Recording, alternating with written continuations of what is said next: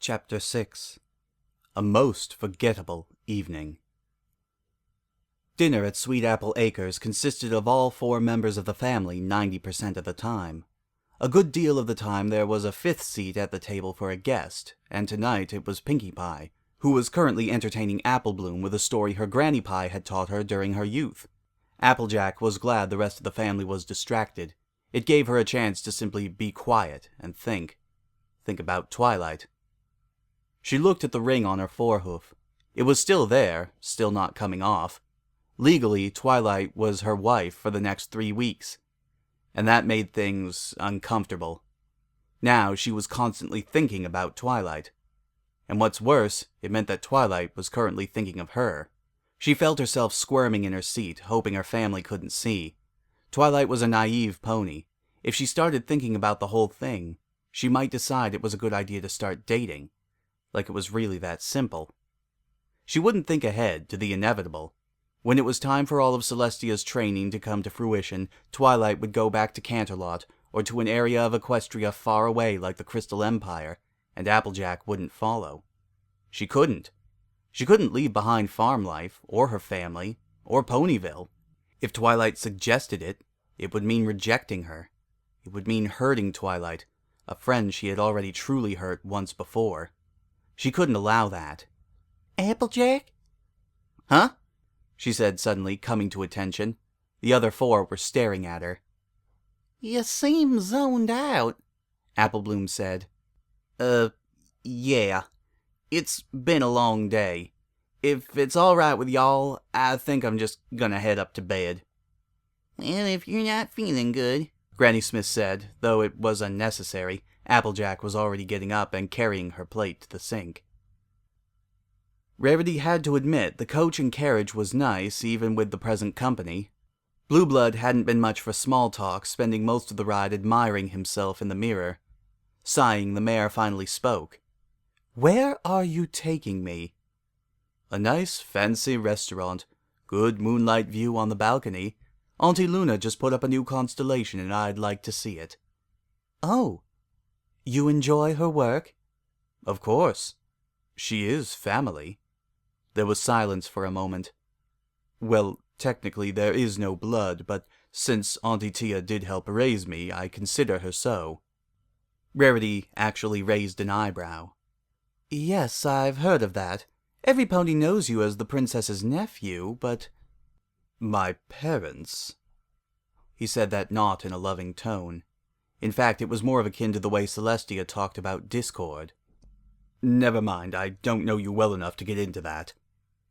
Rarity nodded, feeling somewhat surprised at getting a reaction out of Blueblood that didn't involve him sounding unjustifiably proud of himself. Slowly, she returned her gaze to the window. However, Blueblood still wanted to talk. "You say you know Twilight. Does she ever talk about me?" That surprised her. She turned and gaped at him. "What?" "I asked a simple question. Come now, I know you were taught in public schools, but even so—" "Oh, you—" she growled angrily, but reeled herself in when she remembered what her pardon was riding on. "No, she never talks about you." Blueblood looked disappointed. Rarity reached. "Please do not tell me you have romantic inclinations towards my friend." "What? No," he said, looking out from the window regretfully. "I was merely asking because we grew up together in the palace. We didn't see each other often, mind. Even when we were young, she always wanted to read or study over spending time with any pony." "That sounds like her," she admitted. "She hardly talks about her life before Ponyville unless we directly ask her. We didn't even know she had a brother until a week before his wedding." He nodded. "We still spend some time together. Auntie Tia always took us both out to places. The 3 of us, and that dragon of hers. Never got off her back if he could help it." "Spike was clingy?" Rarity asked, intrigued. "Oh, very much so. I believe Twilight told me once that baby dragons in the wild don't leave their mother's sides. The poor thing thought Twilight was his mother." Rarity chuckled. "Oh, that's just adorable," she cooed. Then she sighed. "The poor thing." Does he still chase after mares? Rarity jumped a bit at this. Well, he has a crush on me. Just a little puppy love. Are you saying I'm not the first? He laughed that laugh that made Rarity want to hit him. Far from it. He came to me wanting dating advice. He was trying to impress his foal-sitter, Moondancer. Rarity's eye twitched. What did you tell him? Blueblood blinked curiously. I just told him to wait a while to see if his crush would last. I'm not going to make him think he had a chance with her. It was just one of those foalhood crushes every pony gets. Rarity calmed. Well, yes, I've been hoping his little crush on me will end soon. I must say, you seem to like Spike. Twilight said the nobles were not fond of him. Blueblood tapped the window of the carriage a moment. I was a bit skeptical when I heard there would be a dragon living in the palace, but Auntie Tia approved of it, and I trust her judgment. I see, Rarity said, a bit stunned. Besides, Spike seems like an all-right fellow. He could behave himself well enough anyway, and I did enjoy the get-togethers the three of us had with Auntie. Ah, we're here. The carriage indeed rolled to a halt after a moment. The side door opened, and Blueblood stepped out. Then he offered his hoof. Let the evening commence. No, no, Fluttershy whimpered as it came ever closer. Please, please, no, no, no. The laughter was due to hooves and feathers pressing against her. Rainbow Dash's wings and hooves gripped at her sides. Then tell me, who's the most beautiful mare in Equestria? You are. Wrong, Rainbow Dash answered, tickling her partner faster. I don't understand. What's the answer? I think you can figure it out. She smirked, blowing a raspberry on her tummy. Lifting up and sighing at the long wail that came out, she continued. Come on, I'll give you a hint. She lives in Ponyville. Through the laughs, she spoke. Me? And then the tickling stopped. By Celestia's good graces, you are. She kissed her again. Fluttershy kissed back. Rainbow Dash rolled over and pulled the covers over the both of them. Today has been a good day, she said contently. Fluttershy giggled happily, snuggling up to her lover. I can't believe we just spent the whole day inside. Don't get used to it, Rainbow Dash mumbled. I need to go back to work tomorrow, and practice. She smirked. Teasing Applejack and Twilight. You're staying here tonight? She nuzzled her partner. Of course. In fact, I think I'd like to stay tomorrow, too. Fluttershy blushed. You don't think we're moving too fast? Not really. We're just cuddling. Are you uncomfortable? No. I like having you around. The Cyan Pegasus kissed her cheek. And I like being here. I'll drop Tank off here tomorrow morning before I go to work. Then when I get off, we'll go out on our first real date. Sound good? She blushed. Yes. It sounds very good. Dinner started up peacefully. When Rarity was offered the wine list, she first made sure she was allowed to drink on this date. When Blueblood nodded yes, she ordered the strongest they had, needing it after the day she had experienced. Don't drink too much, Blueblood hissed. Loose lips and all that. Rarity still gulped down a quarter of her glass. I'm sorry, but being drafted into such a... Blueblood held up a hoof angrily. Don't talk about it in public, he whispered harshly. Then what are we supposed to talk about? Anything, Blueblood said, as if it were the most obvious answer in the world, as long as it's not about the mission or my family. Rarity stayed silent a moment. How well do you know Twilight?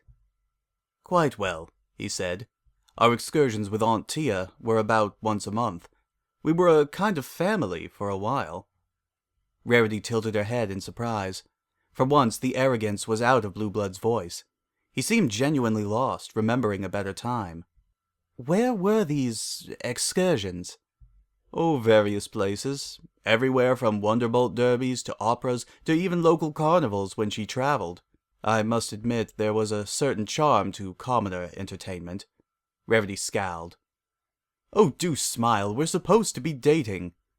Slowly, the most unconvincing smile crossed her features. So, you spent a good deal of time with Twilight? Blueblood smiled. Of course. You know, I was her first kiss. It took a great deal of restraint for Rarity not to blurt out a loud exclamation to that. Seeing her shock, Blueblood smiled and told the story. We were 16 then. Twilight was never really interested in dating, but one day she knocked on my bedroom door and asked for some help. She was finding her orientation, as it were. So she asked for a kiss to see if she enjoyed it. Rarity's hoof hit her head. Her first kiss, and she treated it like it was a science experiment? That's Twilight, isn't it? Despite herself, Rarity couldn't help but grin. Oh, I suppose so. So, did she enjoy the kiss? She did, but... He paused, wondering if he should continue. Finally, he threw caution to the wind. She enjoyed kissing Moondancer just as much. Rarity's eyes widened. Really? I never would have guessed. So, what happened after that? I suggested we try dating, but Twilight wasn't interested. She just wanted to know her preference, and once that was done, it was back to books. Moondancer and I dated a bit, but nothing really came of it. Rarity sighed. Oh, that mare. What am I going to do with her? So, how about you? She blinked. Pardon? I just told you Twilight's orientation. Forgive me, but I believe we passed the normal taboo. Rarity blushed a bit, but to her own surprise she wasn't angry. She answered, I was always into stallions. And I was always into mares, he replied out of obligation. Rarity didn't answer, going deep into thought. Twilight is attracted to mares. I wonder if she could have a crush on any of us. You mean any of the other bearers? Rarity nodded. I truly hope it doesn't come to that. Romance is a good way to make a friendship awkward. He nodded understandingly. To be honest, I'm amazed she's made friends. From what I hear, she's happier than she's ever been. I must know, how did you do it? She shrugged sheepishly. I suppose after you face a terrible villain together, it has a way of bonding you. He smiled. I suppose. Tell me about your friends. Maybe Twilight would like one of them. Dear Princess Celestia, I'm so sorry about this. I might have brought shame upon you with my recent actions. As of last night, I have put myself in a bind and I need your help. You see, last night, Applejack and I had a little too much cider. We somehow ended up in Las Pegasus, and some pony there married us. We were clearly intoxicated, yet the mayor running the ceremony let it happen. As an addendum to that, the rings we were given cannot be removed, and it seems that some pony bribed the mayor into keeping us together. This is a disturbing development, one that I have been looking into. I've made a list of possible subjects, but no pony seems very likely. Still, I plan to look into what I have. I'm asking for your help, Princess. I've attached my list of suspects, as well as the wedding video, and I'm asking you to send any information you have that could help me. Your faithful student, Twilight Sparkle. Princess Celestia looked over the letter in disbelief. Her eyes shifted to the tape. Slowly, she lifted it with her magic, inserted it into her VCR, and hit play. Several minutes later, the tape ended. Celestia double-checked her room, making sure the soundproof spells were still in place. And then she burst out laughing. Honestly, this Applejack sounds like she would be the best match. Applejack? Rarity said, sounding scandalized. But she's completely uninterested in romance, or even looking formal. Well then, the two of them would have something in common. He grinned. She hated herself for thinking it was funny. Honestly, though, I can picture it. Twilight was always a pony of practicality. She'd likely appreciate a simple life, as long as she had her books. She did move to your backwater town, after all. Rarity was beginning to get deadened to the insults. Yes, well, that's assuming Twilight's planning to stay there her whole life. Likely not, Blueblood muttered as he cut into his entree. Auntie will likely stick her somewhere in the higher government. He took a bite, thinking as he chewed. I'm surprised you do business there. I'll have you know I've managed to get commissions from all over Equestria, she said sternly, trying to keep her temper. She sighed. Why do you not like the lower classes so much? Blueblood arched an eyebrow. I have nothing against the lower class. Rarity snapped. Then why treat me the way you did? Because you were trying to bag yourself a trophy husband and live off my wealth, he said sharply. Face it, you didn't know anything about me before this dinner. You just wanted some pony to sweep you off your hooves and carry you into the sunset, didn't you? Rarity grit her teeth at the truth of that, but still found herself acting ornery. Then why not just say, no thank you? Why torment me like that? Okay, that I did because it was fun. Rarity glared at him, then finished off her wine glass. Twilight was feeling good. It took hours of research, but she had finally found a counterspell that would get the rings off. Now all she had to do was wait until Applejack was back in the morning to cast it. Her research into her suspects, as unlikely as they were, had yielded results as well. She had kept tabs on Trixie since she had been corrupted by the Alicorn amulet. She was currently headlining her own show in Manhattan, a reasonable success. After finding out that Flim and Flam had attempted to cheat Rarity's friends out of their land, she had kept tabs on them as well. They traveled a bit, though last she heard they were in Canterlot, a quick trip. Discord was currently on his mission, though it would have been child's play for him to have teleported here to play his games. Gilda was likely still in Griffin territory. She could get an exact address from Rainbow Dash. Hopefully. She'd have to make travel plans for them tomorrow. She needed to question every pony. That only left the changelings. No pony had seen them since the wedding. It wasn't likely them motivation-wise, but they had resources, and a wedding was tied to love. Maybe they did have something to do with it. Her thoughts also drifted back to Applejack. She needed to have a talk with her sometime soon as well. Perhaps trying a relationship afterwards would not be so bad.